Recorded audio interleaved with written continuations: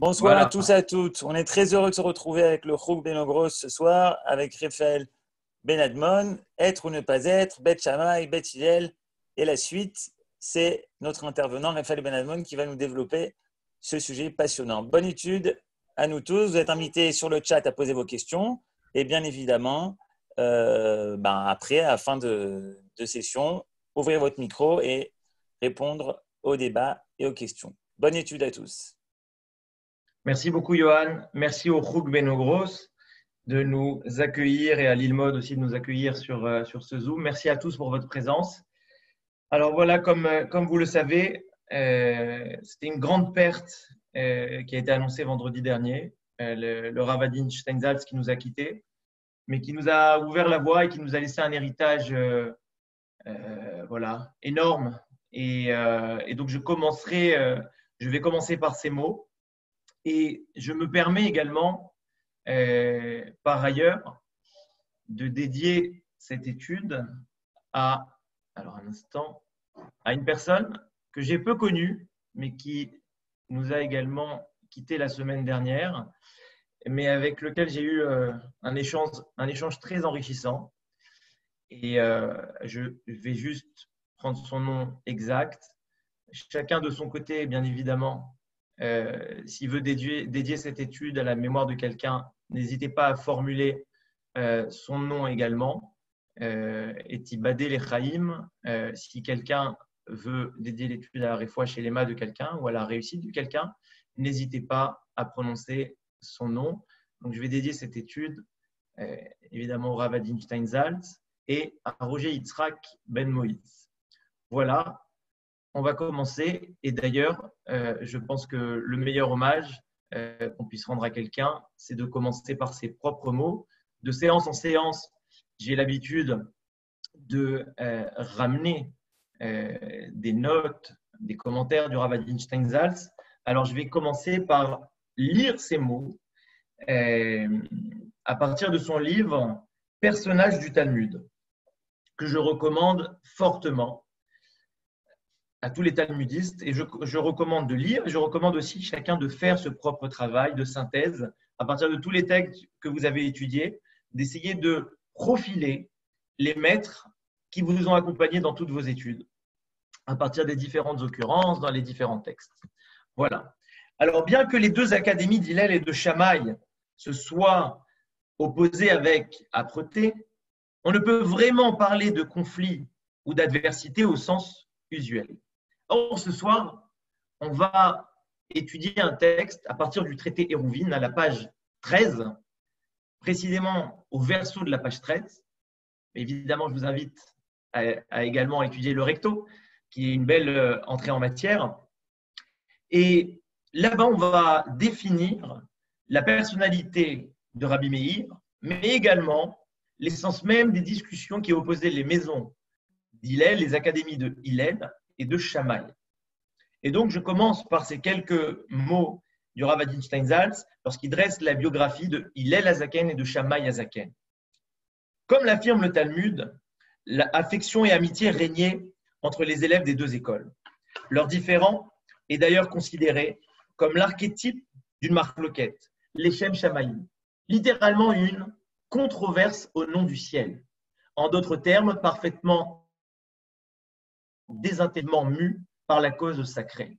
Et c'est pourquoi ces discussions pouvaient se prolonger pendant de nombreuses années. Et on va voir ici des discussions qui se prolongent 3 ans, 2 ans et demi. De nombreuses années sans jamais dégénérer en un conflit de personnes. Malgré leurs différences, ces deux écoles manifestaient un profond respect mutuel, chacune s'efforçant d'étudier le point de vue adverse, même si elle ne le partageait pas. Alors peut-être qu'on aura l'occasion de lire un autre passage, mais c'était important pour moi de commencer par les mots du Rav Adin Steinsaltz. Alors, ce matin, en préparant ce texte et en révisant ce texte, j'écoutais un autre maître qui nous a quittés l'année passée, le Rav Rosenberg de la rue Cadet. Et il employait une métaphore qui est très, très, très pertinente, que j'aimerais partager avec vous dès à présent. C'est l'histoire de deux voisins Il y en a un qui habite, voilà, Félix, il habite au 7e étage. Et Arnold, il habite au 8e étage. Et on demande à Félix de décrire ce qu'il a au-dessus de la tête, en fait, ce palier qui va séparer Félix de Arnold, le 7e étage du 8e étage. Et que dit Félix? Il dit c'est le plafond, c'est le toit. Et quand on va monter d'un étage et qu'on va voir Arnold, qui est lui-même au 8e étage, on va lui dire mais décris-moi ce palier. Il va me dire c'est le sol. Qui a raison, Félix ou Arnold? Les deux ont raison. Tout est une question de point de vue. On va décrire la même réalité, mais avec un point de vue différent. Et alors, c'est très important, je rappelle un enseignement que Bezrat Hashem, la semaine prochaine avec mon ami, mais hier, on va faire un premier tour d'un an sur le Sefer Hatzkatsevi, sur la signification des mois de l'année. Et un des premiers textes qu'on a étudié, qui est lié au mois de Elul, c'est le langage de joie qui caractérise le mois de Elul, c'est Rehout. Rehout, c'est une joie, mais c'est l'amour, c'est l'amitié, c'est le Réa. Et je le rappelle souvent cet enseignement, mais pour moi, il est fondamental avant d'introduire Marloquet, Bet Shammai, Bet Hillel, c'est que finalement, le Réa qui s'écrit Rechaïn, c'est comme le Ra, le mal qui lui aussi s'écrit Rechaïn. Alors comment l'amoureux, l'amoureuse, l'ami peut avoir les mêmes lettres que le mal? Parce qu'en fait, le Ra, ce n'est pas le mal. Le Ra, c'est ce qui se sépare. Et le Réa, le summum de l'amitié, le summum de l'amour, le summum de la joie, c'est quoi? C'est l'association d'éléments qui est brisé, qui appartenait à un tout originel. Et c'est ça, quand on se lie d'amitié avec quelqu'un, quand on se lie d'amour avec quelqu'un, on ne se lie pas avec quelqu'un d'autre. On retrouve une autre partie à part égale d'un élément qui constitue un tout. Et ça, c'est la marloquette. Alors, on a l'habitude de dire Talmidei Chachamim, les Talmidei Chachamim, Marbim Shalom Ba'olam. On voit ça à la fin du traité Nazir notamment. Chez Nehemar Vechol Banayir Imudei Hashem, Al Tikre Banayir El Abonayir. Il multiplie la paix, l'harmonie, le shalom dans le monde. Alors comment expliquer? Pourtant, c'est pavé de marloktot, c'est pavé de discorde, de points de vue différents. Alors comment expliquer ces mêmes personnages qui vont discuter pendant des années et des années en s'opposant, eux vont créer, vont faire croître le shalom dans le monde, l'harmonie dans le monde. Al tikre banayir el abonayir. Ne lis pas tes fils, lis tes constructeurs. Les académies de Shammai et de Hillel, les maisons de Hillel et Shammai, sont les architectes de ce monde. Akadosh Baruch Hu a lancé un appel d'offres. Mais chacun d'entre eux a les mêmes motivations. Faire le plus beau palais pour le roi. Mais chacun va venir avec des plans différents. Et lorsqu'on va trancher la halakha, il va falloir décider. Alors, c'est Shammai ou c'est Hillel. Mais il n'est pas question ici d'absolue vérité. Ce n'est pas Shammai qui a tort, Hillel qui a raison, parce que la halakha va être tranchée comme Hillel. Les deux décrivent une même réalité avec un point de vue différent. Et c'est ce qu'on va voir tout de suite. Alors, sans plus attendre, j'ai partagé avec vous un texte. Donc, c'est ma fiche sur le traité Hérouville à la page 13b. Je pense que vous êtes tous en mesure de le voir. On va le lire et on va l'étudier ensemble. C'est un texte relativement facile. Donc on va aller relativement vite et ensuite, on va discuter comme d'habitude, échanger. Et j'ai hâte de vous écouter sur ce texte. Alors, je marquerai une pause. Comme vous voyez en rouge, mes annotations, c'est Rabbi Meir qui est en rouge. Resh même, c'est toujours Rabbi Meir, Rabbi Meir, Rabbi Meir. Et lorsque je vais arriver ici, Voilà, ça va être une deuxième partie qui sera consacrée à Beth Shammai et Beth Hillel. Et donc, lorsque j'arriverai à cet espace-là, on pourra faire un petit temps d'arrêt, écouter vos questions, écouter vos remarques. Amar Rabbi Acha bar Chanina. Rabbi Acha bar Chanina disait Galouy veyadoua lifne mi chez Amar vehaya haolam. Donc, il est dévoilé et su devant la personne, devant celui qui a dit Vehaya haolam, ce sera le monde, donc celui qui a créé le monde. Mais tout de suite, je vous mets en alerte. Lorsqu'on va parler d'Hachem, on peut employer tout un tas de qualificatifs. Pourquoi il est indispensable dans cette sugya, dans ce texte, de commencer par le qualificatif celui qui a dit Vehaya haolam, le créateur du monde, le monde.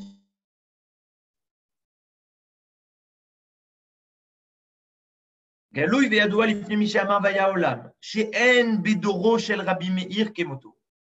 Il n'y avait personne dans la génération de Rabbi Meir qui était comme lui, qui était grand comme lui.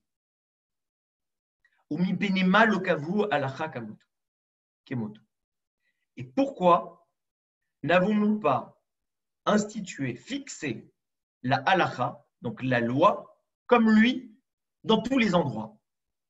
Alors, certaines fois, la loi est fixée comme Rabbi Meir, mais la plupart du temps, la loi n'est pas comme Rabbi Meir. Pourquoi? C'est le plus grand. Alors, ce soir, on va également répondre à la question quelles sont les caractéristiques pour définir suivant quel avis on va définir la loi. Alors, je vois qu'il y a des questions sur le chat, je les prendrai à la pause. Chez Lo Yachlou Chaverav la Hamod al Sof Dato. La loi, la halakha n'a pas été fixée comme lui parce que ses amis, ses collègues ne pouvaient pas littéralement se tenir sur la fin de son esprit, à savoir, ils ne le comprenaient pas. Ils ne pouvaient pas aller jusqu'au bout de son raisonnement. Ils n'arrivaient pas à comprendre la réalité de ses arguments. Shehu Omer al-Tameh Tahor, il disait sur une chose reconnue comme impure, il l'a caractérisée de pure, Umarelo Panim, et il arrivait à argumenter, à étayer ses propos. Pourquoi il va falloir le rendre pur? Et d'un autre côté, Al-Tahor, Tameh, sur quelque chose qui était communément accepté comme pur, Al-Tahor, Tameh, il disait que c'était impur, Umarelo Panim, et il arrivait à étayer ses arguments. Alors ça, c'est déjà pour moi non seulement qu'on va arriver à Beth Shammai et Beth Hillel, mais tout de suite, on est en train aussi de dresser le profil de Rabbi Meir, de définir certains traits caractéristiques de sa personne, à savoir cette capacité à s'opposer, son sens critique. L'exemple qu'on va prendre de Rabbi Meir, c'est de développer cet esprit critique. Ce n'est pas parce que tout le monde va dire que quelque chose est tamé que c'est tamé. Viens, je vais te prouver et je vais argumenter que c'est tahor. Alors, comme dit mon père, de la discussion, enfin, ça ne lui appartient pas, mais il dit, de la discussion jaillit la lumière. C'est en faisant face à son opposition qu'on arrive à se renforcer dans ses propres arguments. Tana, il est enseigné dans une braïta, Lo Rabbi Meir Shemo. Son nom, en réalité, ce n'était pas Rabbi Meir. Et là, Rabbi Nehorai. Il s'appelait Rabbi Nehorai Shemo. C'était son nom. Velaman Ikrashmo Rabbi Meir. Alors pourquoi on l'appelait Rabbi Meir? Shehu Meir Ene Chachamim Bahalacha. Parce qu'il éclairait les yeux des sages dans la loi. Alors, vous pouvez poser la question. Si tout le monde dit tamé et lui vient, il dit tahor et il trouve des raisons. Quand tout le monde dit tahor, lui vient, il dit tamé et il trouve des raisons. Il les a rendus fous, ses copains. Il ne les a pas éclairés, il les a assombris. Il fallait écrire Shehu marshich ene chachamim b'halakha. Non, parce que justement, pour pouvoir renforcer l'argumentaire, son propre argumentaire, il faut avoir une opposition. Et c'est ça la grande force de Rabbi Meir. C'est ça la grande force aussi de tous les binômes. Et alors, en préparant ce cours, comme j'étudie encore le mois de Av, c'est intéressant puisque le mois de Av, il est composé de 2 parties, jusqu'à Tisha B'Av et après Tisha B'Av, et notamment Tou B'Av, qui est un des 2 jours les plus heureux de l'année. Et je me dis, Av, c'est Aleph Bet. C'est le Aleph qui rejoint le Bet. C'est cette nécessité de se lier aux deux, au deuxième, pour pouvoir moi-même exister en tant que un. Velo Nehorai Shemo. Mais son nom, ce n'était pas Nehorai. Alors, on ne sait pas si on parle de Rabbi Meir encore ou si on parle de quelqu'un d'autre qui s'appelait Nehorai. A priori, c'est quelqu'un d'autre qui s'appelait Nehorai en disant ce n'est pas son vrai nom à Nehorai. Et là, Rabbi Nechemia Shemo, il s'appelait Rabbi Nechemia. Ve'amrela, et certains disent Rabbi Elazar ben Arach Shemo, il s'appelait Rabbi Elazar ben Arach. Ve'lama nikra shmo Nehorai. Et pourquoi alors avoir appelé son nom Nehorai? Chez Manhir, Aine Chachamim Bahalacha. Parce qu'il éclairait les yeux des Chachamim dans la halacha. On a utilisé tantôt Meir en hébreu et tantôt Manhir en araméen pour exprimer la même chose. Parce qu'il était, soit c'est une deuxième, on va dire une profondeur dans la personnalité de Rabbi Meir ou alors dans cet autre personnage, c'est cette capacité à parler un langage de Chorma que même les Malachim ne pouvaient pas comprendre. Amar Rabbi. Rabbi, lorsqu'il était jeune, il a connu Rabbi Meir et il nous dit la chose suivante. Voilà que je suis plus percutant, plus aiguisé, plus affûté que mes amis. Pourquoi? Parce que j'ai eu le mérite de voir et de côtoyer Rabbi Meir de dos.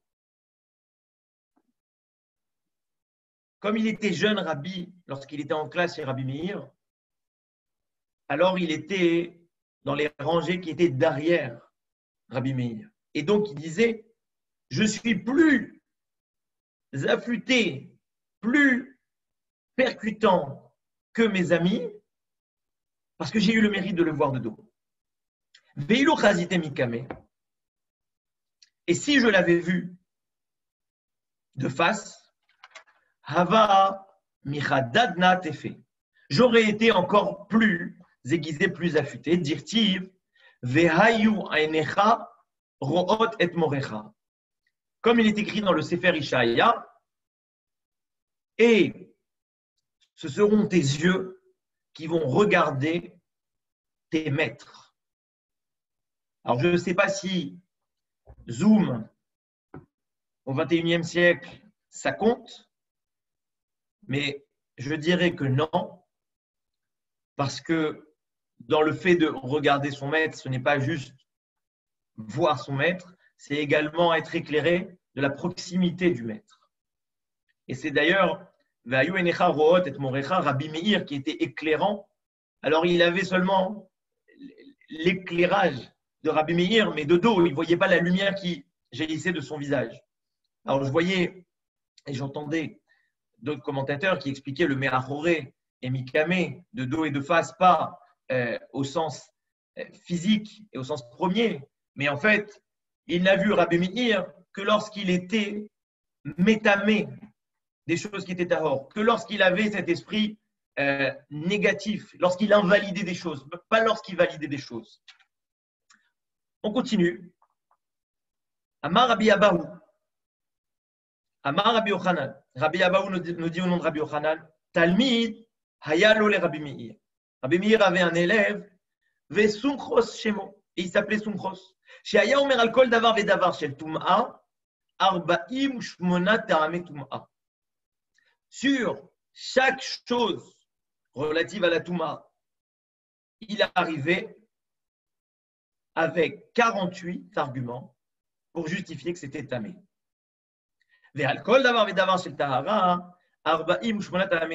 Et sur chaque chose qui était tahor, 48 arguments pour dire que c'est tahor.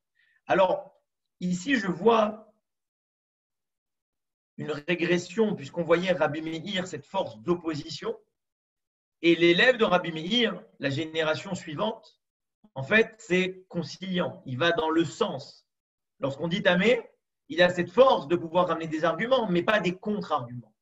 Ça me fait penser à un texte qu'on n'a pas encore étudié ensemble au Chouk Benogros, dans le traité Baba Metzia, à la page 84, où Rabbi Yochanan et Resh Lakish, qui est un autre binôme qui cimente le Talmud, lorsque Rabbi Yochanan perd Resh Lakish, on remplace Resh Lakish par Rabbi Elazar ben Pedat. Et là, Rabbi Yochanan, il en perd la tête. Parce que Resh Lakish venait avec des contre-arguments. Et c'est dans l'opposition qu'il progressait. Rabbi Elazar ben Pedat venait avec des arguments. Tana, Talmid Vatik, Haya, Beyavne, Shehaya Metaher et Asheretz Bemea Vachamishim Teramim. Il est enseigné dans une braïta qu'il y avait un élève vatique, qui veut dire littéralement ancien, mais surtout qu'il se différenciait des autres par sa sagesse, qui était dans la yeshiva de Yavne, Kerem Yavne, qui purifiait le sheretz, d'accord, le rampant, le reptile, avec 150 arguments. Me'a vachamishim te'amim. Pour justifier qu'il ne rendait pas impur, que le sheretz ne rendait pas impur. Et Amar Ravina vient et nous dit Ani Adoun Vata'arenu. Moi, je peux, avec un calvar romer, le rendre tahor, le sheretz. Ou manachash, chez Mémit.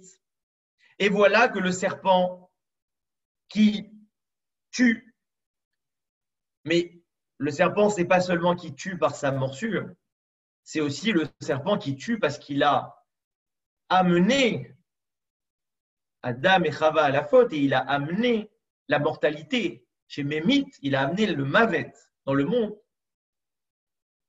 Oumar Betouma, et donc il est plein de Touma, puisqu'il amène la mort dans le monde. Bah, malgré tout, le serpent, lui, il est tahor après sa mort. Sheretz, chez El Mémit, Oumar Betouma Vaolam, Oumar Betouma, un sheretz qui, lui, ne va pas tuer par sa morsure, alors à plus forte raison, il ne va pas multiplier donc l'impureté dans le monde, la kol sheken, que lui-même il est tahor après sa mort, à plus forte raison qu'il n'est pas impur et qu'il est pur après sa mort. Velohi. Et là, Gemara nous dit, on peut pas apprendre ici un raisonnement a fortiori. On ne peut pas appliquer ici un raisonnement a fortiori. Et là, c'est très, très, très pointu. Puisqu'on va nous dire Ma'asekot be'alma ka'avit. Est-ce que le nachash, lorsqu'il va mordre l'individu, il a une volonté de le tuer ou il ne fait que le mordre? Et ce qui s'ensuit de la morsure, c'est la mort. La Gemara nous dit Ma'asekot be'alma ka'avit. Tout ce qu'il a fait, il n'a fait que piquer. Ce n'est qu'une piqûre. C'est une piqûre qui entraîne la mort. Mais ce n'est pas lui qui tue. Alors, on marque une première pause, comme ça je vois depuis tout à l'heure le chat qui clignote. On marque une première pause, je vais écouter, prendre vos remarques et aussi vos questions. Je ne sais pas si Johan vous a donné la possibilité d'activer vos vos micros. Mais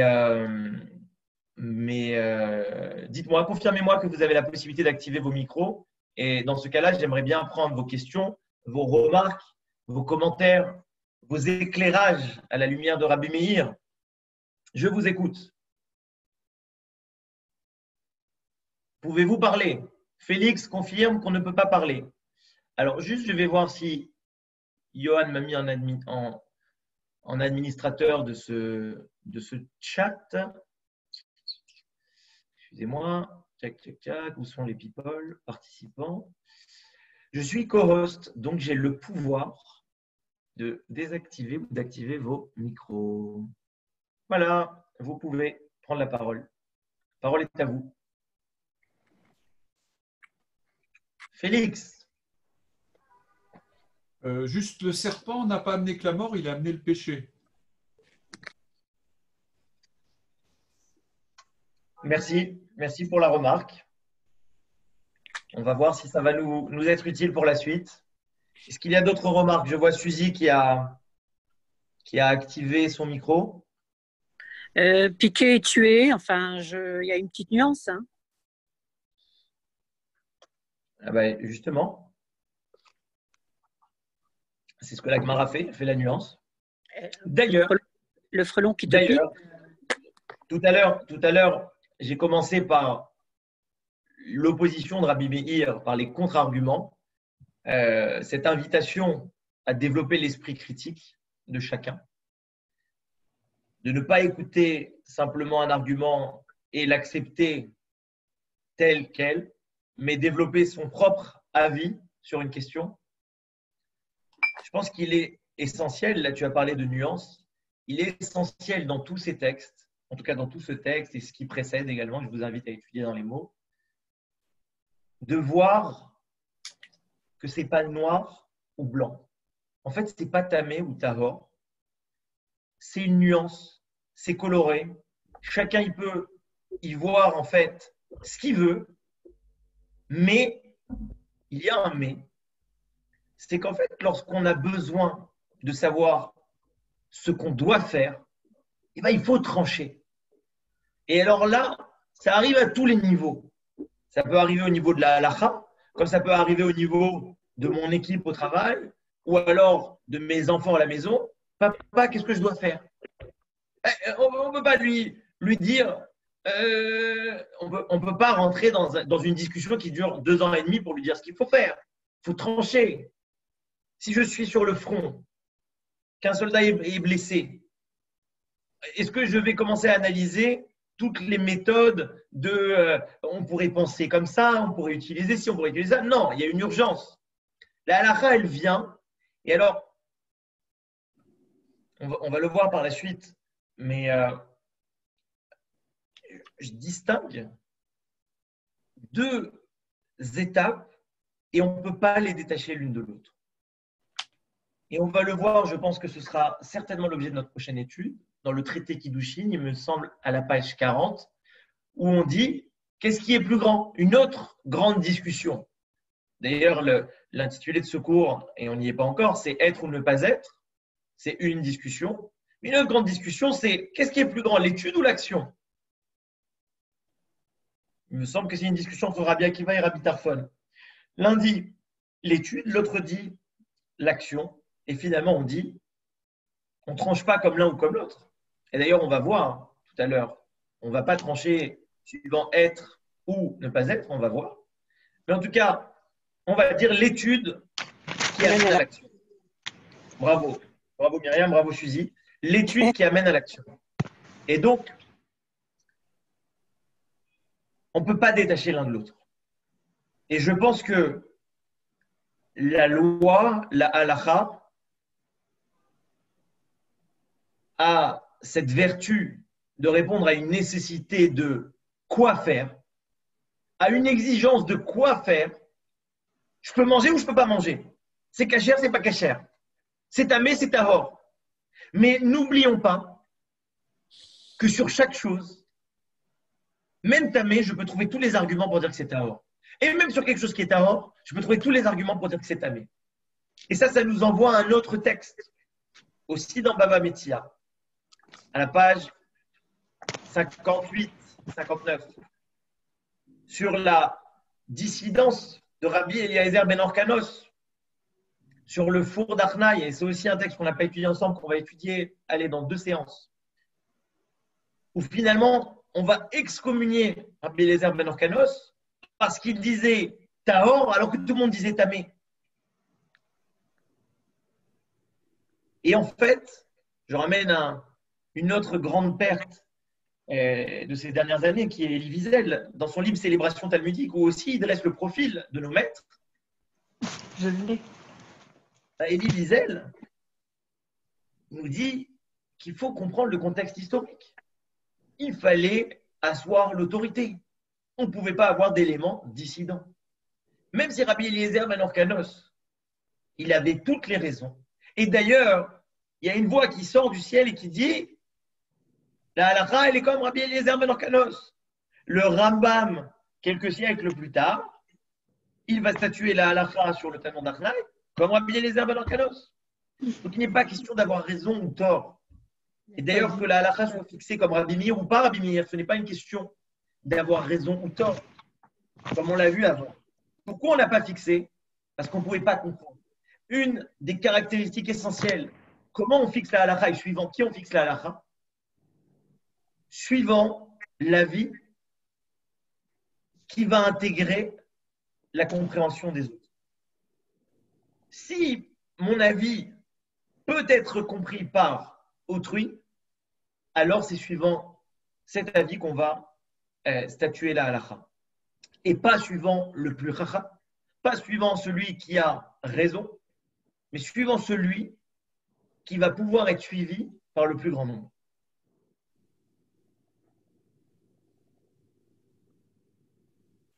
Je ne sais pas s'il y a d'autres questions, n'hésitez pas, c'est le moment. Après, j'attaque la suite.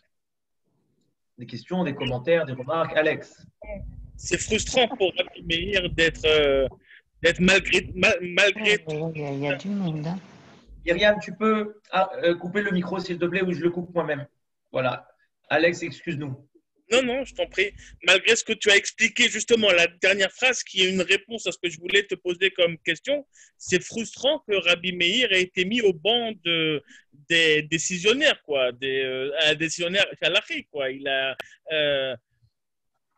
y a quelque chose. Tu comprends ce que je veux dire? D'accord. Je comprends tout à fait. Je comprends tout à fait.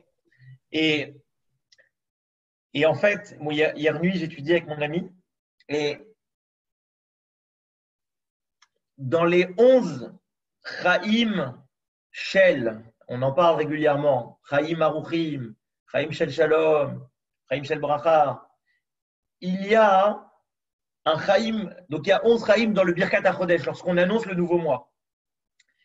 Et ça correspond aux 11 mois de l'année où on annonce le nouveau mois, puisqu'on n'annonce pas le mois de Tishri. Le Chaim qui est caractéristique du mois de Av qu'on est en train de vivre, c'est Chaim chez la Havat Torah, chez Yesh Banu, qu'il y a en nous l'amour de la Torah, Veiratret et la crainte de la faute. Et en fait, chez Yesh Banu, Havat Torah. Et hier soir, je me suis levé de mon étude et je me suis dit, souvent dans les questions au travail, à l'école, on tourne autour du problème. Mais je me suis dit, tourner autour du problème, c'est ça les hakafot. Les hakafot, c'est tourner autour du problème. C'est un but en soi de tourner autour du problème. Le but, ce n'est pas de résoudre le problème. Le but, c'est de tourner autour du problème.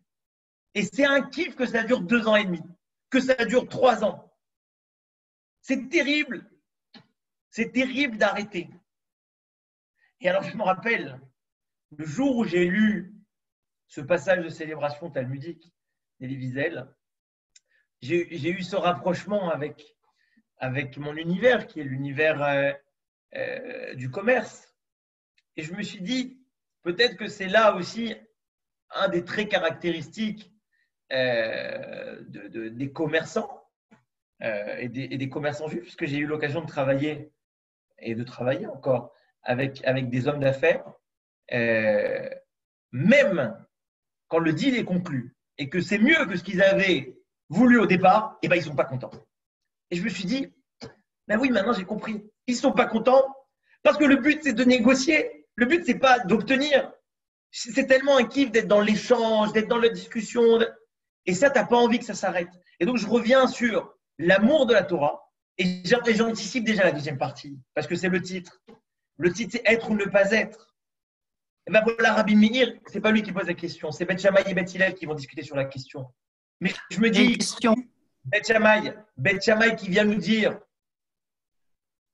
ne pas être, mais ça se comprend. La halakha n'est jamais tranchée comme lui, alors à quoi je sers? À quoi je sers si on ne suit pas mes avis? Alors ça, ce n'est que de moi, donc faites attention à vous appuyer dessus ou non. Mais quand je lis ce texte, je me dis, mais Rabbi Meir, pareil, à quoi ça sert d'être le plus grand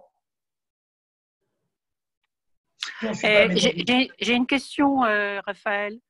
Tu as mentionné les hackafotes, mais il y a quand même des chiffres précis, et 7 hackafotes, 4. Alors pourquoi? Pourquoi si tu veux, on peut en parler. On va arriver au Hakafot. D'accord, On va arriver bien. bientôt au Hakafot. On en parlera. D'accord. Alors, tu dis, Merci. c'est la chassida du groupe. Non, je Alors, prétends pas ça. elle veut m'emmener sur la chassidoute. Je sais qu'elle veut m'emmener sur la chassidoute. Mais d'ailleurs, c'est bien que tu m'emmènes là-bas, puisque c'est quelque chose J'ai pas cette prétention. qui a défini la trajectoire de mon étude l'année dernière et forcément cette année. C'est justement une question du Rabbi Lubavitch. Pourquoi à Simchat Torah, on danse avec le Sefer Torah fermé? C'est une question que je peux répéter chaque jour. Mais c'est ça l'amour de la Torah. L'amour de la Torah, c'est pas seulement ce que je comprends d'elle. C'est pas seulement l'effet bénéfique qu'elle va avoir sur moi. C'est comme l'amour d'une personne, l'amour d'un ami, l'amour d'un conjoint. Je l'aime pas parce que j'en tire un profit. Je l'aime même pas pour ce qu'elle est, je l'aime parce qu'elle est, parce qu'elle existe. Souvent avec des amis, on se dit merci d'exister. Merci d'être là. Et la Torah, c'est ça. C'est ça l'amour de la Torah. Et en fait, peu importe si j'ai raison ou pas raison, ou peu importe si on va statuer la loi comme moi ou pas. Parce que finalement, si on réfléchit, même en statuant la loi comme Beth Hillel, eh ben dans la loi de Beth Hillel, il y a la loi de Shammai. Puisque finalement, c'est l'opposition qui va définir ce que Beth Hillel est. C'est en discutant et en s'opposant à Beth Shammai qu'on va voir. Rabbi Meir par rapport à ses pairs, c'est pareil. C'est ce qu'on voit depuis tout à l'heure. Tout le monde dit Tamé, lui vient avec Ditaor. Mais il y a du Rabbi Meir dans toutes les halachot. Il va y avoir du Rabbi Meir. Parce que dans toutes les halachot, il va y avoir la discussion avec Rabbi Meir. Et c'est ça, cette dimension où Rabbi Meir va nous éclairer. Est-ce qu'il y a d'autres questions? Il n'y a pas de question, mais c'est juste que depuis très longtemps, je me disais que, en fait, on dit sans arrêt être ou ne pas être, telle est la question. Et moi, je me dis être et ne pas être, telle est la réponse. Alors, très bien, très bien. C'est où tu es passé, voilà Nadine. Je vais mettre, Déjà, pour être cohérent avec ce qu'on dit depuis tout à l'heure et ce qu'on essaye de dire depuis des mois et des années qu'on étudie ensemble, on ne peut pas dire telle est la réponse. Telle est une réponse. Oui. Parce que si on dit telle est la réponse, ferme. Alors on est fermé à la discussion. Et je me rappelle, donc j'ai eu la chance, d'ailleurs il y a quelques personnalités derrière moi qui m'ont inspiré, mais j'ai eu la chance de rencontrer le Rav Adin Steinsaltz et on a eu voilà, un bref échange, on a déjeuné ensemble, mais un bref échange qui est pour moi essentiel. Et par ailleurs, j'ai aussi rencontré Elie Wiesel et il avait dit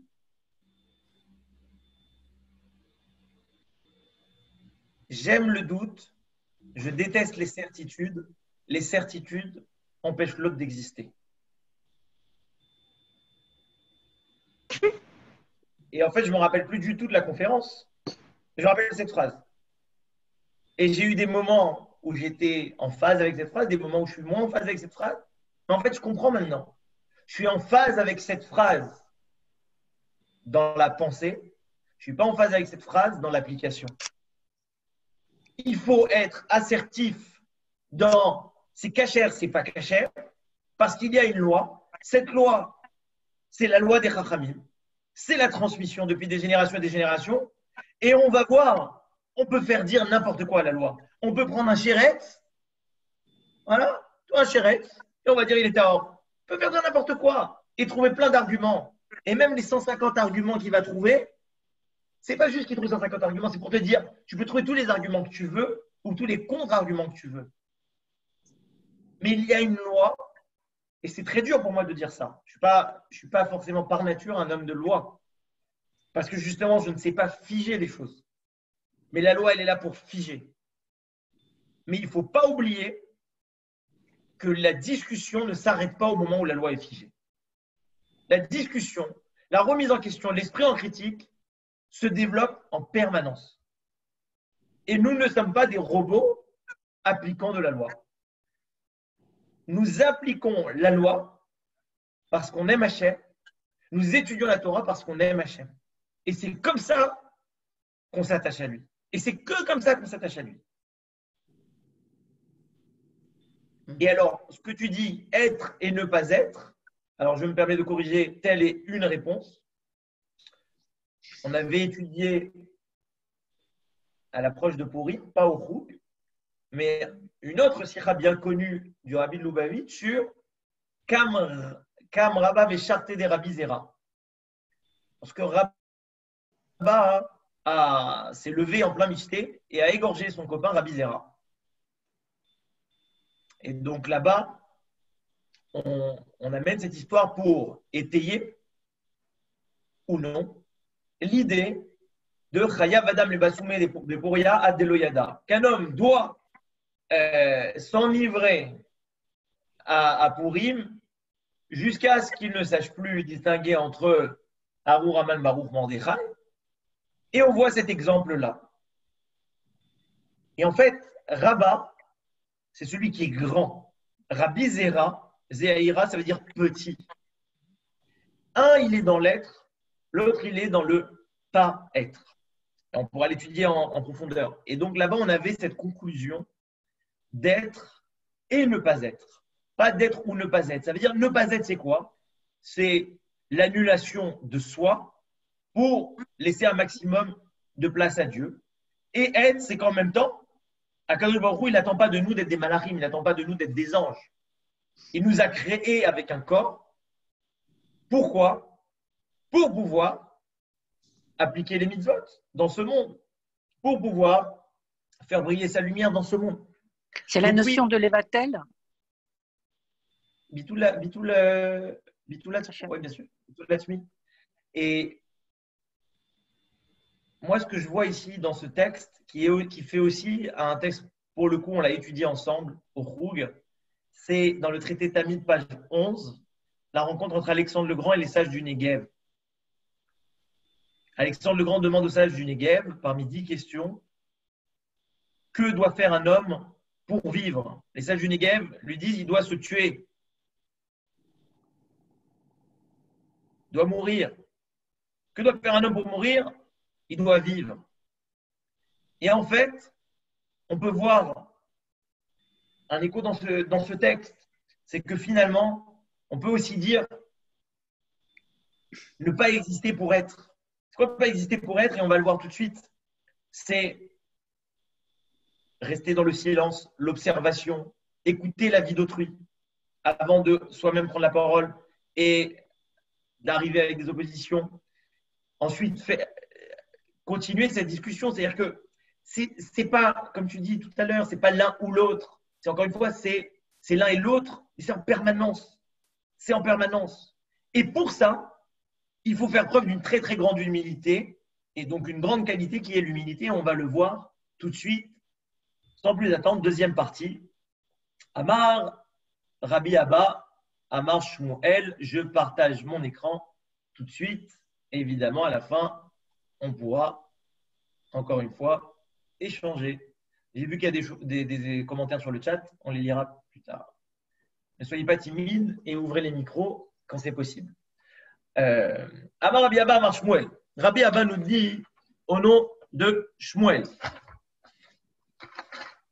Shalosh Shanim Yechleku Bet Shammai ou Bet Hillel. Pendant 3 ans, Bet Shammai et Bet Hillel discutaient, se partageaient sur une question. Alors, comme disait très justement le Rav Steinsaltz, c'est que si ça dure 3 ans, vous imaginez quand vous n'êtes pas d'accord, hein, ne serait-ce que dans le quotidien, on n'est pas d'accord avec son conjoint, on n'est pas d'accord avec un client, avec un employé, avec un patron. Ah, ça chauffe tout de suite. Baruch haba Eric. Ça chauffe tout de suite. On est tout de suite dans l'opposition. Comment ça dure 3 ans? Parce que le but, en fait, c'est pas d'avoir raison. Le but, c'est que dans cette opposition, on va polir un diamant et on va le faire, comme on dit, Shivim Panim la Torah, ce que je disais tout à l'heure, il y a 70 facettes à la Torah, mais en fait, ce n'est qu'une question de perspective. Celui qui est au 7e étage, il va voir un plafond. Celui qui est au 8e étage, il voit un sol, mais il voit la même chose. Mais ils vont discuter, ils vont partager des points de vue, ils vont partager des opinions. Tout ça pour Hachem, les Shem Shamaïm. Et c'est ce que dit Pirkei Avot. C'est quoi une marloquette? Donc, une discussion, un échange, un partage entre 2 personnes qui est les Shem Shamaïm, de façon désintéressée qui est pour Hachem. C'est Hillel et Shammai, et c'est ce qu'on va voir tout de suite. Halalou, Omrim, Halacha kamotenu. Ceux-là, ils disent, la halacha est comme nous. Et halalou, Omrim, et ceux-là, ils disent, Halacha kamotenu. La halacha est comme nous. Chacun il tire la couverture de son côté. La halacha est comme nous. Bon, c'est sympa de s'autoproclamer halacha. Yatsa bat kol, une voix du ciel sort. Alors, bat kol, c'est toujours un écho. C'est pour ça qu'on dit la fille de la voix. Pas la voix du ciel, c'est l'écho d'une voix. Ve'amra, et elle dit, Elou va Elou, dit vrai, Elokim Chaim. Que ce soit les propos de Beth Shammai ou les propos de Beth Hillel, ce sont les paroles du Dieu vivant. Alors, encore une fois, tout à l'heure, j'ai attiré l'attention sur Miché Amar Vaya Olam, sur le qualificatif pour dire Dieu qui a créé le monde, qui a dit et le monde sera. Ici, on a Elohim qui est Midat Adin. Ce sont les paroles de Elohim Chaim vivant. Va halacha kevet Hillel. Mais malgré tout, il faut trancher la halacha. Parce qu'encore une fois, si dans la discussion, il faut apporter de la nuance, dans l'action, il faut trancher. Et donc la halacha est comme Beth Hillel. Vechim et achar, chez Elou va Elou divrei Elokim Chaim. Et si, la Gemara nous pose la question, et si déjà, ceux-là, Beth Shammai et Beth Hillel, ce sont les paroles d'Akadosh Baruch Hu, les paroles du Dieu vivant, ni penema zachru Beth Hillel ligboa halacha kemota. Alors pourquoi avoir tranché la halacha comme elle? A priori, nous sommes, encore une fois, je réutilisais cette image de l'arc-en-ciel, qui est vrai aussi pour le diamant. Mais lorsqu'on voit un arc-en-ciel, voilà, Claude et moi-même, on peut être assis à 1 mètre d'écart et on va observer 2 arcs-en-ciel différents. Pourtant, il y a un arc-en-ciel, mais on va voir 2 arcs-en-ciel différents. Et si, je ne sais pas combien, nous sommes, voilà, une trentaine de personnes, sont à côté les uns des autres à une étude de Torah et à un arc-en-ciel, et bien on va tous voir un arc-en-ciel différent. Pourquoi? Alors déjà, juste excusez-moi pour éviter les bruits, parce que ça peut déranger, je vais me permettre de couper les micros de tout le monde et dès que je fais la pause, je vous redonnerai la possibilité d'activer les micros pour éviter les petites nuisances sonores. Donc, comment se forme un arc-en-ciel? Un arc-en-ciel se forme par la diffraction de la lumière du soleil dans la goutte de pluie. Et donc, il faut déjà l'existence des opposés, le soleil et la pluie. L'existence d'une opposition. C'est seulement de l'existence d'une opposition qu'on va pouvoir observer la diffraction de la lumière blanche en une variété de couleurs. Et chacun va observer un arc-en-ciel différent. Et il n'y a même pas de métiout, l'arc-en-ciel n'est qu'une illusion à l'œil de l'homme.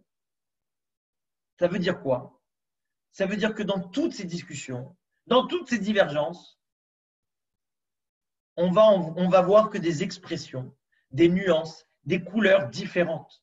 Mais des couleurs différentes qui ne sont que la diffraction d'une lumière blanche, qui est la lumière divine. Dans ces discussions qui sont les Shem Shamaïm, on doit toujours pouvoir retourner à la lumière blanche. Et c'est ça, cette diversité, qui va caractériser Bet Shammai et Bet Hillel. En l'occurrence, c'est aussi Rabbi Meir avec toutes les personnes auxquelles il s'est opposé et suivant lesquelles on a tranché la halakha.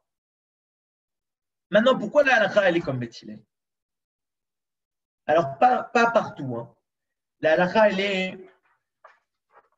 On recense 316 discussions, points de divergence entre Bet Shammai et Bet Hillel. 6 d'entre elles sont tranchées comme Bet Shammai et 310 comme Bet Hillel. Bon, on peut dire qu'il a remporté à plat de couture, mais il n'y a pas de combat, il n'y a personne qui gagne sur l'autre. Et d'ailleurs, c'est très intéressant parce que le chiffre 310, il n'est pas anodin. Le chiffre 310, on parle de Shai Olamot, les 310 mondes que les tzadikim héritent. Et alors, c'est intéressant parce que et Bet Hillel et Bet Shammai vont hériter de ces 310. Et je me souviens, le matin de la Brit Mila de mon fils, il y a un peu plus de 5 ans, j'allais avec mon frère Moshe à la Tfila. Et comme ça, il était quoi, 6h30, comme ça, il me sort Yesh Veyesh.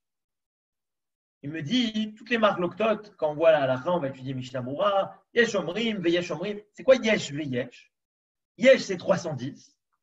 Et l'autre Yesh, c'est aussi 310. Et lorsqu'on a d'une part 310 et d'autre part 310, ça fait 620. Et je trouvais ça merveilleux puisque 620, c'est Keter, c'est la couronne. C'est les 613 mitzvot plus les 7 lois. Et le vav qui est au milieu, c'est ce vav achibour dont on a parlé dernièrement. Ce vav qui fait l'union. Et le vav qui fait l'union, c'est la Torah, qui est caractérisée par le chiffre 6. Et donc, ici, on parle de Bet Hillel et on nous dit la halakha est tranchée suivant Bet Hillel. Pourquoi?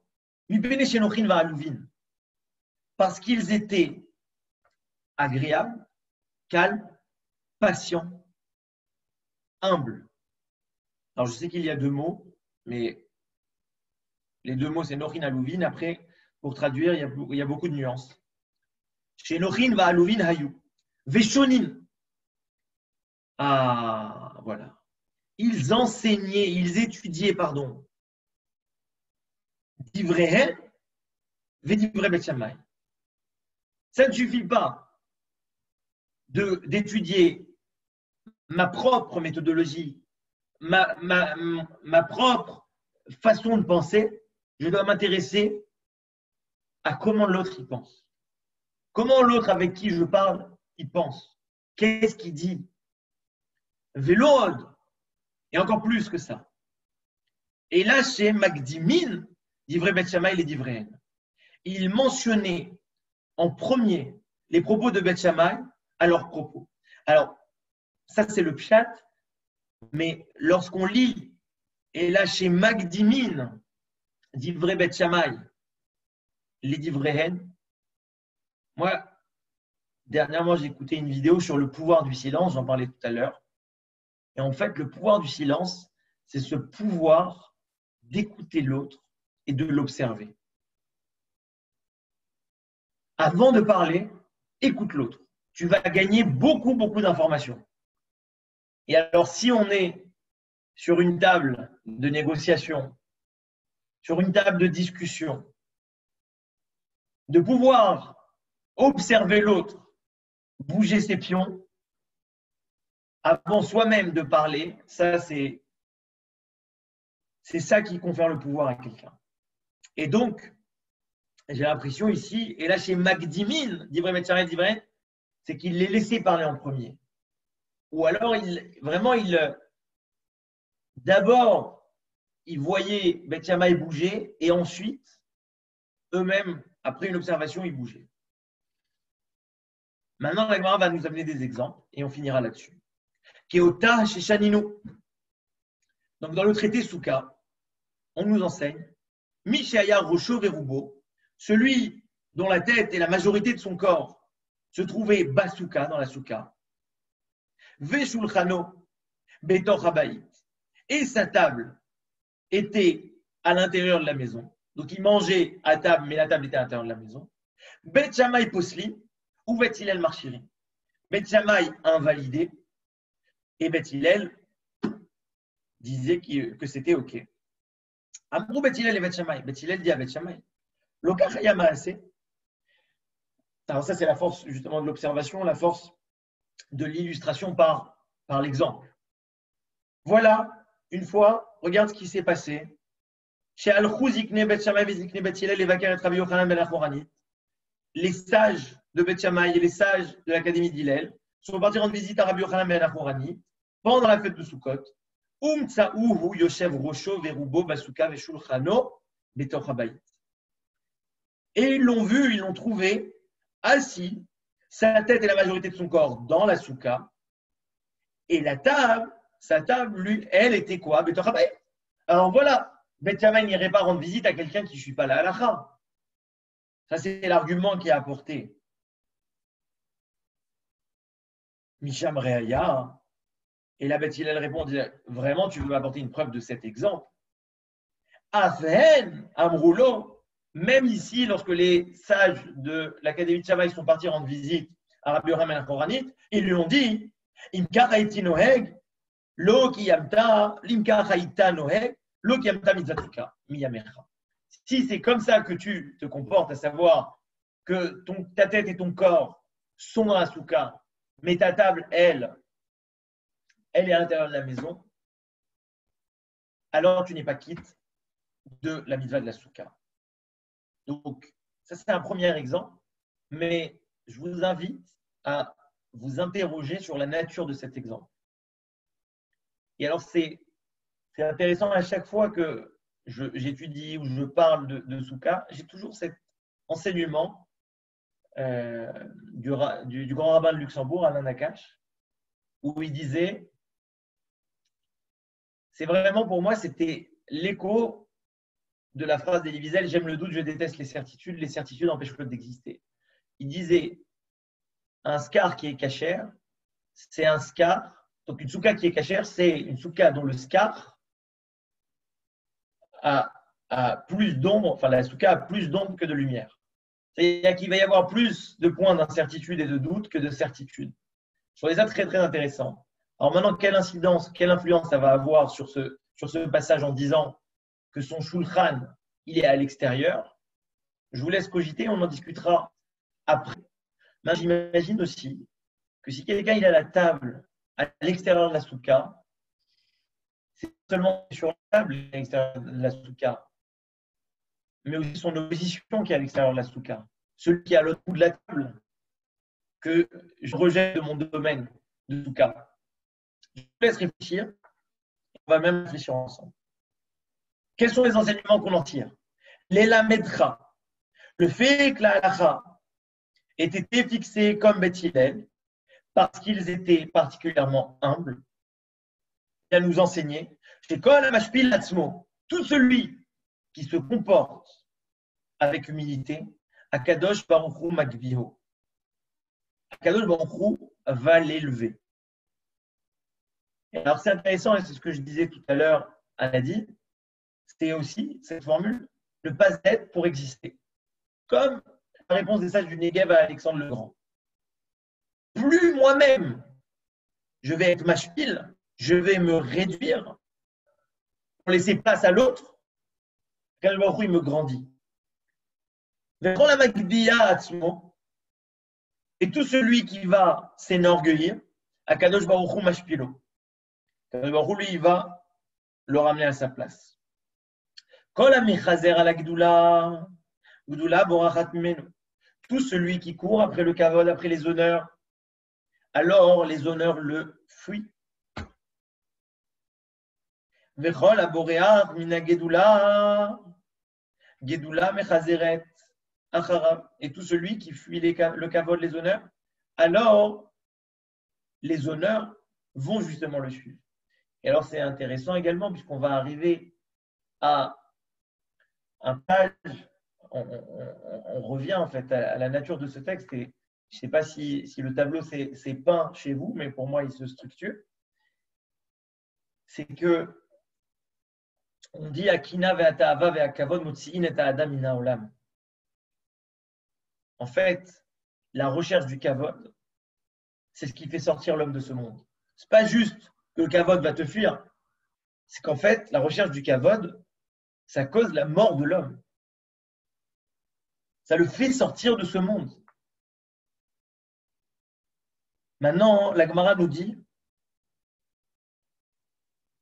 il peut arriver à certains moments qu'il y ait des blocages.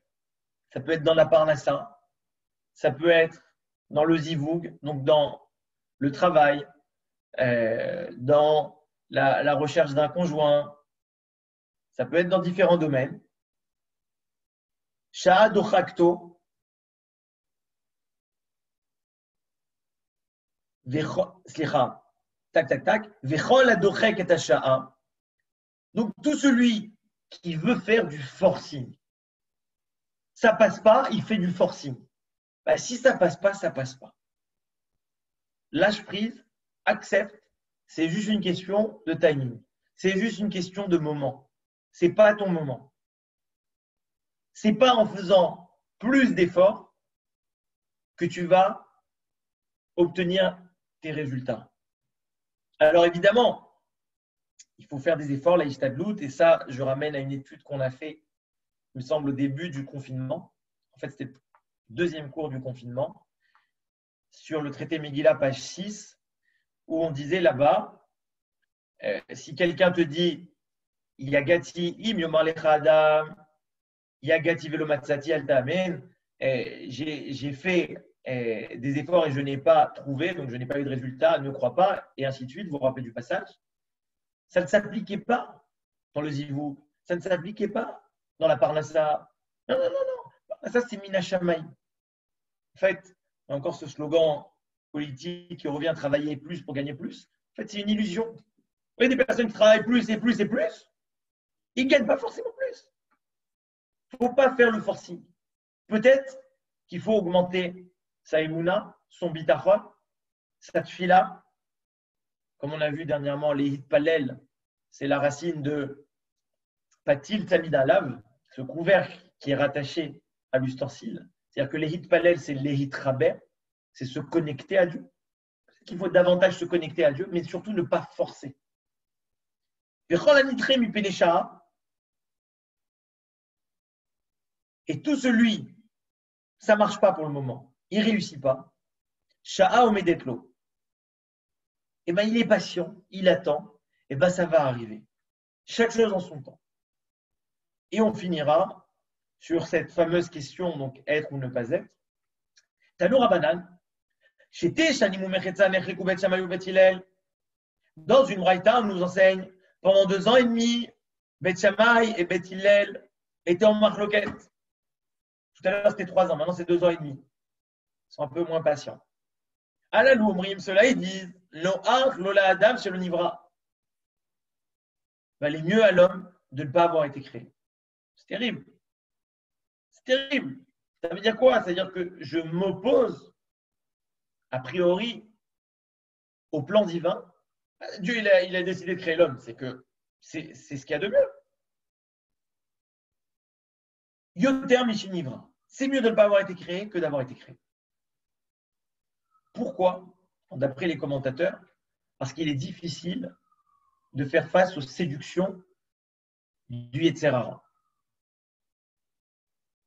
D'accord? De ne pas se laisser emporter par ses propres pulsions. Et ceux-là, ils disent Noach lola Adam shenivra yoter michelo nivra. C'est mieux pour l'homme d'avoir été créé que de ne pas avoir été créé. Pourquoi? Parce qu'en étant créé, je peux accomplir la volonté de Dieu. Maintenant, on arrive à la fin à une conclusion. Et cette conclusion, elle est étonnante. Nimnou, Vegamo, et vous la connaissez tous. Ils sont arrivés à la majorité qui nous dit Noach lo la Adam chez l'onivra yoter michin. Il valait mieux à l'homme de ne pas avoir été créé plus que d'être créé. Arshav shenivra, mais maintenant qu'il a été créé, maintenant que nous avons été créés, et là, c'est une invitation et une entrée en beauté dans le mois des Louls, Anil et Dodiv et Dodili, puisque maintenant qu'on a été créé, il est fashfesh bemaasav. On va scruter nos actions passées. Et si on va voir des avérotes, si on va voir des transgressions, alors il va falloir faire le vidouille et ainsi de suite. Il va falloir reconnaître, prendre des résolutions, avoir des regrets, prendre des résolutions. Mais après là, il y en a d'autres qui disent il y a mashmesh bemaasav. Face à mes actions, à mes paroles, à mes pensées, à tout instant, je vais examiner chacun de mes actes avant leur accomplissement pour être certain de faire les choses comme il faut. Maintenant, j'arrête le partage de texte. Excusez-moi, j'ai mal partagé, j'ai pas partagé la fin. Voilà, vous pouvez regarder. J'arrête le partage de texte. Je vais aussi vous permettre de vous unmuter, de pouvoir intervenir et d'activer vos micros. Je vais mettre la fenêtre de chat ici pour pouvoir vous lire. Et je vais d'abord nous souhaiter on va dire, là on était en train de parler de l'amitié, on était en train de parler de l'opposition, de la discussion, qu'on puisse toujours, on va dire, s'enrichir de la diversité, s'enrichir de l'opposition, de ne pas s'enflammer, de ne pas chercher à avoir raison, de ne pas chercher, de ne pas être motivé par son orgueil, mais toujours de faire preuve d'humilité, d'écouter l'autre, d'essayer de comprendre l'autre avant d'exprimer soi-même son propre avis sur chacune des questions. Et c'est une démarche de vie, ce n'est pas juste une démarche d'étude, c'est une démarche de vie. Ne pas accepter les choses telles qu'elles sont, mais ne pas non plus remettre en question les lois telles qu'elles ont été statuées. Ce n'est pas équilibrant pour un individu. Si la halakha, elle est comme ça, je ne suis pas bien, je le fais, mais je ne suis pas bien. Mais je le fais. Je le fais parce que c'est bon de le faire et c'est ce que je dois faire. Je ne suis pas d'accord, non, je ne suis pas d'accord, mais je le fais quand même. Parce que dans la pratique, et j'en parlais avec un ami dernièrement, lorsqu'on est père de famille, lorsqu'on a des élèves, il faut être un exemple. Et on ne peut pas montrer des doutes. On peut montrer des doutes, comme je disais tout à l'heure, au niveau de l'esprit pour pouvoir ouvrir la discussion et laisser l'autre parler, s'affirmer, exister. Mais rester fidèle à la pratique. Et encore une fois, c'est quelque chose qui, là pour le coup, c'était la trajectoire de cette année qui est en train de, Bezrat Hashem, s'achever avec l'approche des fêtes. La trajectoire de cette année, c'était creuser les puits de nos pères, comme Yitzhak par rapport à Abraham. Il a creusé les puits qu'Abraham lui-même avait creusés, et qui avaient été rebouchés. C'est comment investiguer, rechercher Dieu, développer sa propre singularité, comment, où, dans les puits de nos pères. dans la chaîne de transmission, sans être dans la dissidence, sans vouloir être tout à fait original et vouloir tout réinventer. Rester dans cette chaîne. Et quand je ne comprends pas, naaseh venishma. C'est-à-dire, je pratique avec fidélité, avec émouna, avec bitachon. Parce que finalement, le but, c'est quoi? C'est pas le problème en lui-même ou de dire c'est comme ça. C'est pas comme ça. Je fais comme ça, mais le but, c'est de s'entretenir autour du problème, c'est de s'entretenir autour de la question de la Torah. Et je reviens sur le passage Noachlo la Adam. C'est pas pour rien, encore une fois, j'ai aucune prétention quand je donne un cours d'aller en profondeur. C'est très très superficiel. Très très superficiel. J'ai étudié le lundi soir en profondeur avec un ami. Ça fait plus d'un mois qu'on est sur une page. Parce qu'il faut étudier Rashi dans les mots, il faut étudier Tosfot dans les mots.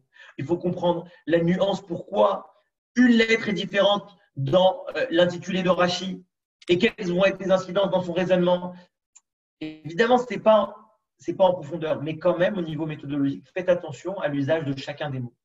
On l'a vu tout à l'heure, je refais un partage d'écran très rapide. Là, vous voyez mon écran, un instant. Vous voyez ici, il est écrit à la fin, Noachlo la Adam chez l'Onivra, Yoter Miché Nivra. Vous voyez tous? Oui, vous voyez tous. Alors, il y a plusieurs choses, mais je retiens, on va dire rapidement deux choses. Première, c'est écrit Noach. Noach, ça veut dire plus confortable, plus à l'aise. La Adam, c'est pour l'individu. On n'est pas en train de parler, par exemple, du peuple. On n'est pas en train de parler de l'humanité. On est en train de parler de l'être en tant qu'individu. On ne parle pas d'Adam Arishon, de l'être en tant qu'individu. Il ne fallait même pas avoir été créé. Mais l'humanité, comme on dit et on le proclame, Baruch Elokeinu, on bénit Akadosh Baruch Hu, chez Bera'anu l'Irvodo, qui nous a créés en tant que peuple pour sa gloire.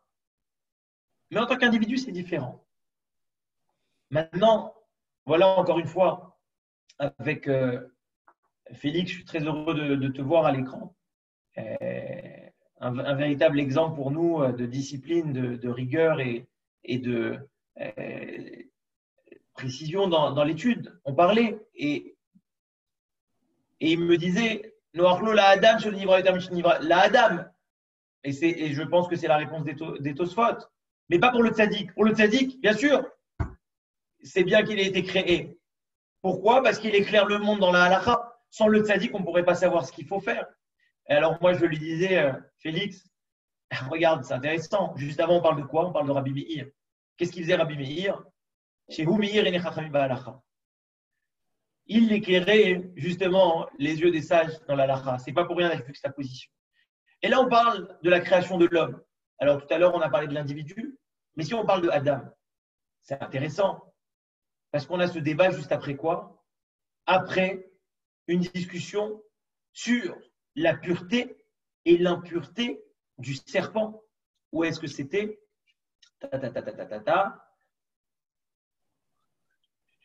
Juste avant, voilà. Ani, ou manachash, shememit ou marbet ou matahor. Et qu'est-ce qu'on avait vu tout à l'heure? On a vu que le Nachash, même s'il a apporté la mortalité et Félix a ajouté la faute, malgré tout, donc la mortalité donc, et la mort, donc l'impureté, malgré tout, il est tahor. Pourquoi? Et on en parlait. Parce que justement, il faut être pleinement responsable de ses actes. Et ne pas dire c'est la faute d'autrui. Je suis pleinement responsable de mes pensées, de mes paroles et de mes actions. Alors, encore une fois, c'est partiel, c'est superficiel. Donc, il n'est en rien utile de conclure et de prolonger. Maintenant, je veux vous écouter avec grand plaisir. Merci pour votre écoute attentive, votre présence. Et j'ai hâte de vous entendre. À vous, À vous les micros.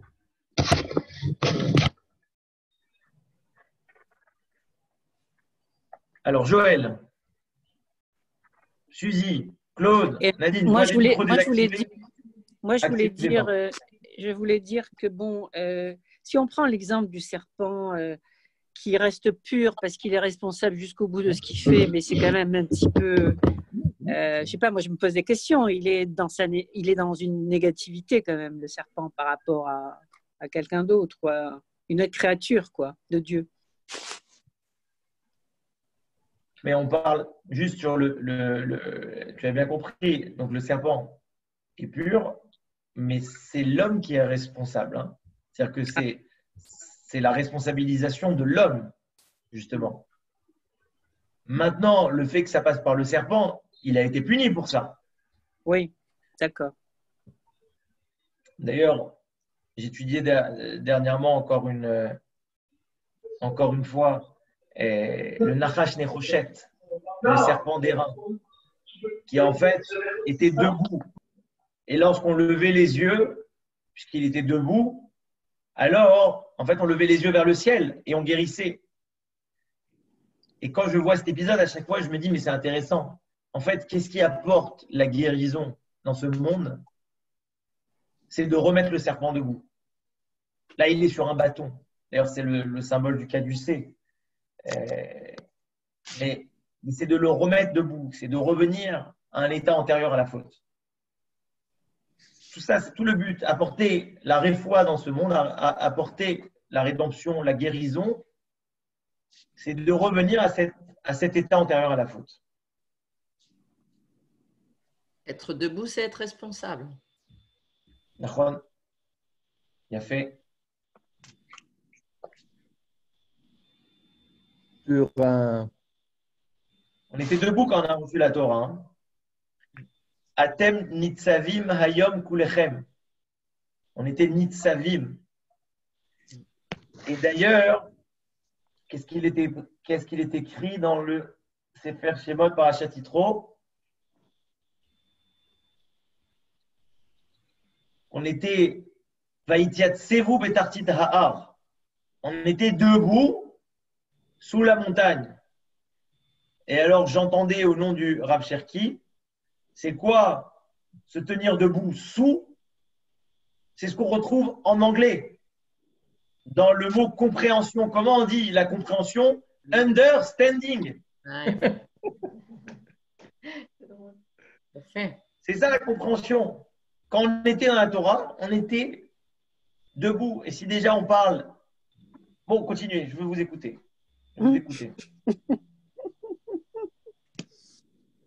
Votre réaction, chers amis? Moi, je pensais au mot misunderstanding après. Claude. Oui, je me plaçais uniquement sur le plan Shammai et Hillel et l'exemple donné sur la Souka. J'avais entendu, et je voudrais savoir si vous partagez ce point de vue-là, j'avais entendu une présentation du Rav Avraham Weingart qui expliquait de manière qu'on pouvait comprendre beaucoup d'éléments de l'opposition Beit Shammai et Beit Hillel par l'expression Bapoal et Bakoach. Et ça revient à l'histoire du, je m'explique, du palier. C'est-à-dire que dans un cas, celui de Beit Shammai, c'est toujours Bapoal, c'est une analyse de la réalité telle qu'on la voit, de ce qui se passe. Tandis que Beit Hillel, lui, voit Bakoach, c'est-à-dire le potentiel qu'il y a, développement qui va plus loin que ce qu'on examine. Et l'exemple de la Souka est aussi là-dedans. Pour certains, il n'y a qu'une partie qui est respectée et la table n'est pas sous la Souka, n'est pas entièrement sous la Souka. Pour d'autres, Beit Hillel, il voit que l'individu, sa tête et une partie de son corps est déjà dans la Souka. Donc, beaucoup de ces oppositions, c'est cette opposition entre ce qu'on constate, ce qu'on voit et ce qu'on peut estimer qu'il y a comme existence métaphysique et l'existence plus grande, le potentiel de développement qu'il y a. Bon, ça a été utilisé sur l'allumage des lumières de Hanouka. Je voulais savoir ce que vous en pensez, mais ça éclaire bien l'histoire du palier qu'on peut voir d'un côté que c'est le plafond et de l'autre côté que c'est le plancher. Alors, merci pour la remarque. Il y a d'autres passages, évidemment, qui vont compléter les profils de Beth Hillel et de Beth Shammai. Et notamment, donc là, tu ajoutes la partie Kohar Poal, mais notamment aussi la partie rigueur, d'accord, din, et une partie qui va être, d'ailleurs ici on le voit aussi dans Nochin Va'aluvin, cette partie qui va être plus cool. Il y en a un qui a les angles bien droits et un autre qui a les angles un peu plus arrondis. Évidemment, Hillel a les angles plus arrondis. Et c'est possible, ce que Claude vient de nous dire, au nom du Rav Ebi Vengort, c'est que finalement, Shammai, il est ancré dans la réalité. La réalité, c'est quoi? C'est Elohim, c'est Midat Hadin, c'est le monde tel qu'il est. Et en fait, ça rejoint, on va dire, ce qu'on disait tout à l'heure, c'est que pour trancher la halakha, il faut pouvoir être compris par les autres. Il faut pouvoir, et si on met les personnes seulement face à la réalité telle qu'elle est, c'est difficile. Ça peut être trop difficile. Ça peut être trop dur. Donc, il faut aller au-delà. Maintenant, sur la partie Kohar Poal, et je le répète aussi souvent, le mot kaf, kafayad, la paume de la main, parce qu'on a parlé de l'importance de l'action, ce sont les rachetevot, les initiales de Kohar et Poal. Par mes actions, je suis Mechaber, Hillel et Shammai. Par mes actions, je fais passer tout ce qui est potentiel en effectif. Je fais passer toutes les réflexions et les discussions de Hillel et Shammai dans une réalité. Mais encore une fois, c'est ce que je disais tout à l'heure, enfin en tout cas c'est ce que j'ai essayé de dire, c'est que finalement, il n'y a pas d'Hillel sans Shammai et il n'y a pas de Shammai sans Hillel. Il n'y a pas d'Halakha sans intégrer l'antithèse de la Halakha. Puisque finalement la Halakha a été à statuer aussi dans la discussion avec son antithèse. Et son antithèse n'est pas juste, ce n'est pas une antithèse, c'est juste la perception différente d'une même réalité. Ils en avaient conscience de ça, en fait, puisqu'ils savaient qu'Elou ve'Elou divrei Elohim Chaim. Peut-être que justement, ils ne se disputaient pas parce qu'ils savaient qu'ils avaient chacun un rôle à jouer pour une réalité commune qui est de faire advenir la volonté de l'infini sur terre et de l'incarner. Et donc, c'est pour ça qu'ils ne se disputaient pas, parce qu'ils savaient en réalité qu'il n'y avait personne qui avait raison, tout le monde avait raison. Et peut-être que c'est l'explication pour laquelle ils ne se disputaient pas finalement, et qui pouvaient continuer à parler pendant des années, à chercher à affiner davantage la manière dont ils devaient définir les choses dans le réel, dans le concret, mais en sachant que l'autre avait tout à fait sa place. Je ne sais pas si j'ai été claire. Si, c'est très clair. Très clair, et je pense que c'est à l'image de ce qu'on a dit ce soir. Oui, oui, alors, si j'ai bien, c'est comme ça que j'ai compris. Avant le serpent, c'était l'état de ne pas être. D'une certaine manière, il y avait un bitoul. Et ça allait, on était de pair avec Dieu et avec sa création. Et le serpent a amené une prise de conscience, il a amené le être. Alors qu'avant, il y avait le pas être. Et nous, maintenant, le travail, c'est de joindre les deux, le être et ne pas être. Est-ce que j'ai bien compris? Alors, je ne l'ai pas formulé comme ça, mais c'est intéressant. C'est-à-dire que c'est en complément de ce qu'on se dit. Mais si je me permets, ce que vous venez de dire, c'est que finalement, en apportant la mortalité, on a créé l'existence. Le serpent, en apportant la mortalité, a apporté l'être. Oui, absolument. Oui. Et c'est à nous de refaire le travail et de retrouver avec l'être, retrouver la shlemut d'avant le serpent. Alors, j'en profite pour ajouter certaines choses. j'attirais votre attention sur le mot Noach lo la Adam. C'est plus confortable à l'homme, évidemment, de ne pas devoir livrer des combats, de ne pas faire face à l'opposition, de ne pas résister aux tentations. Franchement, si on est là que pour résister, bah, c'est plus confortable de ne pas avoir existé. Mais on ne cherche pas le confort. On cherche justement, par notre existence, par notre création, d'exister dans cette opposition, pas dans ce confort. Et alors ça, par contre, je ne l'ai pas lu, mais c'est quelque chose qui m'est cher à titre personnel. C'est que l'homme, en tout cas moi-même, mais l'homme est profondément égoïste. Certes, Noach lo la Adam. Mais pour Hachem, qu'en est-il? Est-ce qu'on tient compte de sa volonté? Est-ce qu'on tient compte de ses besoins qui viachol, si on peut s'exprimer ainsi? Peut-être que pour nous, ok, c'était mieux de passion, toutes ces difficultés. Qu'est-ce qu'on fait de ce monde? Mais Dieu, il a besoin. Pourquoi je dis ça? Parce que c'est dans la continuité, on est toujours dans le mois de Av, c'est dans la continuité de Tisha B'Av.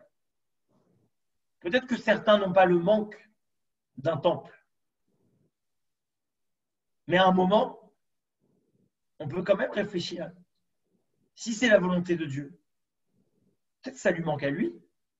Et à ce moment-là, je m'intéresse à ses manques à lui, pas à mes manques à moi. Donc oui, Noach lo la Adam, chez le Nivra et Adam chez Nivra. Mais c'est ça, accepter la création, accepter son sort. Dieu nous a mis dans un monde, et maintenant débrouille-toi. Maintenant, fais attention. Examine tes actions passées pour ne pas reproduire tes fautes, pour les regretter, reconnaître, regretter, prendre des résolutions.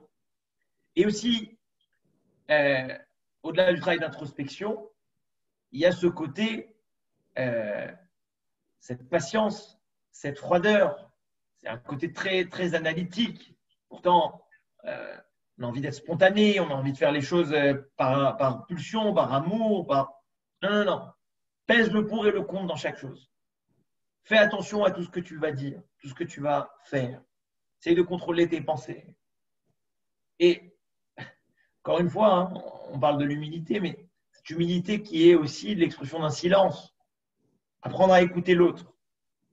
Combien de fois on pourrait éviter des grandes marloktot, des grandes disputes, si seulement on écoutait autrui, avant de s'écouter soi-même?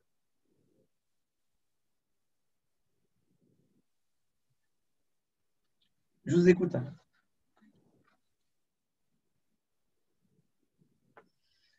J'en profite pour vous dire, j'écoutais Rav Rosenberg, dont j'ai pris quelques notes. Il ramenait un enseignement. En chochma overet ela derech chacham chai. La sagesse ne peut passer que par le sage qui est vivant. Alors ça pourrait énerver beaucoup de monde, mais il y a une nécessité, et j'espère qu'on va très vite se retrouver pour étudier ensemble et en classe et les uns à côté des autres, parce que justement, il y a ce côté, ce qu'il disait, c'est que devant un maître, devant un rab, tit kacher nafsho benafsho. Il y a un lien nefesh en nefesh. Alors, est-ce que Zoom permet ce lien? Je ne sais pas. Je pense qu'il y a une véritable, c'est essentiel de se lier à une présence d'un maître. Cette lumière cette lumière même, juste parce qu'il va trouver quelque chose de beau, ça va se refléter dans l'expression de son visage et nous, on va voir ça. Peut-être qu'on ne va pas comprendre qu'est-ce qui est beau. Mais ce qu'on va retenir, c'est que ça l'a éclairé. Et ça, c'est éclairant. Je vous écoute. Hein. Moi, c'est peut-être bête ce que je vais faire comme remarque, mais tout à l'heure, tu parlais de l'image de l'arc-en-ciel qui est très belle. Je me demandais dans quelle mesure, avec la marque Loquette, si elle représentait le soleil ou la pluie. Il représente l'observateur. Non, mais dans l'image. Pardon, je me suis mal exprimée. Dans l'image de l'arc-en-ciel où chacun voit subjectivement une couleur, Et puis, bon, il y a cette notion de pluie et de soleil. Alors, j'ai pensé à Hillel et Shammai, mais bon, c'est peut-être idiot. Mais non, c'est pas idiot, puisque c'est tout à fait, c'est le fait du propos. Et j'ai amené cet exemple pour comprendre que finalement, lorsqu'on est dans une certaine réflexion, notamment donc deux personnes qui sont proches, ils vont voir deux arcs-en-ciel différents. Non, mais ce que je voulais dire, ce n'est qu'une illusion. Mais donc, ce que je voulais dire, c'est je voulais savoir si Hillel représentait le soleil, là, et pas la pluie. Si tu veux qu'Hillel représente le soleil, si tu veux qu'Hillel représente le soleil, il peut représenter le soleil. Si tu veux qu'Hillel représente une couleur de l'arc-en-ciel, il peut représenter une couleur de l'arc-en-ciel. Si tu veux que Hillel il soit à côté de toi, et voilà, je ne vais pas t'imposer ce que tu veux, mais tu peux voir l'opposition, l'union des opposés soleil-pluie dans l'union des opposés Shammai-Hillel, et tu peux jouer avec et les mettre en observateur, les mettre en reflet d'une lumière blanche et qui vont être une diversité. C'est ce que tu veux. D'accord. Toda. Raphaël? Oui. Daniel. Salut Daniel, ça va? Oui, merci. Bon, Hachem. Donc, j'ai deux petites remarques à faire qui m'ont été très agréables à éprouver. Celle de tourner autour du pot. Je n'avais jamais fait les choses comme ça. Et ben maintenant, je vais les voir autrement. Bon, ben, bien sûr, l'histoire du marchandage, etc., il est très, très agréable. Moi, je l'ai appris à mes dépens en voyant ma mère marchander. Je disais, mon Dieu, le pauvre Maria, lui restait. Mais non, tout le monde était content. Il n'y a que moi qui souffrais en silence. Mais j'ai compris, grâce à ça, que c'est le but du moment présent. C'est cette rencontre très riche et très agréable qui se passe d'ailleurs dans le, je ne sais pas si on peut appeler ça le marchandage qu'Abraham a fait, Abraham Avinu pour Sodome et Gomorrhe. Ben, je trouve que c'était un marchandage très noble et donc ce jeu de discussion, de négociation, quand il est sans doute toujours mis dans un but élevé qui est celui d'être vraiment en prise avec l'autre, que ce soit l'autre notre alter ego ou l'autre Dieu lui-même quand on est en relation avec lui. Et qu'on peut arriver à ce genre de marchandage quand c'est pour une noble chose. Alors, la deuxième chose que j'ai beaucoup aimé, c'est l'histoire de se faire petit, de se faire humble. Et pourquoi? Pour laisser la place à l'autre, pour entendre l'autre, pour en se mettant à sa place, imaginer son point de vue, rentrer dans son point de vue, adopter son point de vue, même si ce n'est pas le nôtre, évidemment, ça c'est su au départ. Mais le fait d'avoir cette ouverture, de se déplacer dans la place et de se mettre vraiment à la place de l'autre et de l'autre voir ce qu'il voit, moi je trouve ça merveilleux. Merveilleux. Et très important parce que ça nous donne en même temps l'humilité. Et que nous demande Dieu si ce n'est cette humilité par rapport à lui? Donc, c'est un apprentissage nécessaire. Merci beaucoup, Madame Moreau. Est-ce qu'il y a une dernière réaction? Je vois que l'heure tourne, chers amis. Grâce à Dieu, vous avez beaucoup participé. Est-ce que... Merci, Suzy. Est-ce que, Raphaël, tu veux dire un mot de la fin, peut-être, et pour conclure, ou quelqu'un d'autre? S'il y a une dernière réaction, une dernière remarque, n'hésitez pas. Je voulais finir en te remerciant, Raphaël, parce que c'est vraiment, tu nous fais non seulement tourner autour des pots à chercher, mais tu nous fais rajeunir, parce que comme ça, on sait qu'on n'a vraiment pas fini. C'est formidable. Tant qu'à casse pas le pot, c'est bon. Et rêve tout le monde. Toda Rabba. Merci à vous tous pour votre participation Merci Raphaël, active. qui nous donne à penser. Merci pour le Merci à Raphaël. Merci au groupe. Merci à vous tous. À la prochaine. Donc, mercredi prochain, à la même heure, on aura le plaisir d'écouter Hana Serriro qui nous dira très prochainement quel est le sujet de son développement. Johan, je suis désolé, hein, je prolonge d'une seconde, d'une minute, une demi-minute. Parce que Suzy, elle a dit tant qu'on ne les casse pas les pots. Demain matin, j'ai la chance de rencontrer un rave qui a formé ce que j'appelle ce qu'on appelle dans le Talmud Girsa de Yankuta, qui est le rave Benichou de la rue Pavée. La Girsa de Yankuta, c'est la version de l'étude de ma jeunesse qui me suit tous les jours. Certains grands enseignements. Et je me rappelle une fois, on était dans une salle de classe et il disait qu'à l'époque du Talmud, on donnait aux enfants des pots cassés pour qu'ils les cassent davantage. Très important. En fait, pourquoi je dis ça? C'est que c'est très important de canaliser son énergie. On a une énergie destructrice, il faut l'accepter, mais il faut qu'elle détruise des choses qui vont elles-mêmes être amenées à détruire. Les enfants, il ne faut pas les laisser rien faire. Ils ont de l'énergie, il faut l'utiliser. Mais prenons cette énergie et canalisons. Donc, les Hashem, voilà, je conclue sur ça, qu'on ait cette force de convertir. On parle de cassure, la destruction du temple qu'on vient de traverser avec Tisha B'Av, dans une reconstruction du temple Bezrat Hashem, par la discussion, par l'enrichissement et par l'étude et l'application des mitzvot. On comprend, Amen, on comprend pas, on est d'accord, mais on fait les mitzvot. Amen. On fait les mitzvot et on étudie. Chazak.